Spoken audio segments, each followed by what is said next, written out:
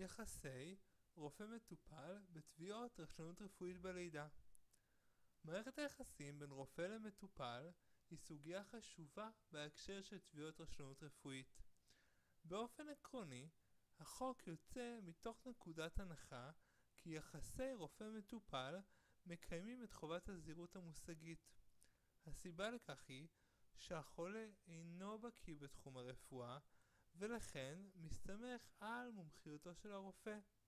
לעומת זאת, חובת הזהירות הקונקרטית נקבעת לפי מבחן הציפיות.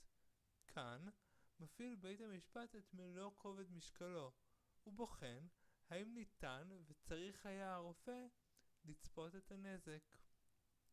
חובת הזהירות המושגית והקונקרטית חשובה גם בתביעות רשלנות רפואית בלידה. קל להבין מדוע מדובר על מערכת יחסים מורכבת המחייבת את הרופא לגלות זהירות יתרה.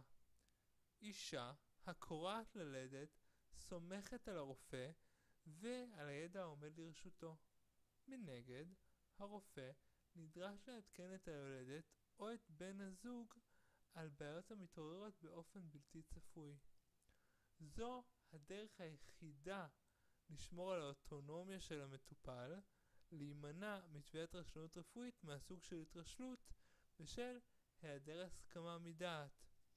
גם בהינתן חובת הזהירות המושגית והקונקרטית, הרופא לא יכול לוותר על קבלת הסכמה מלאה מצד המטופלים.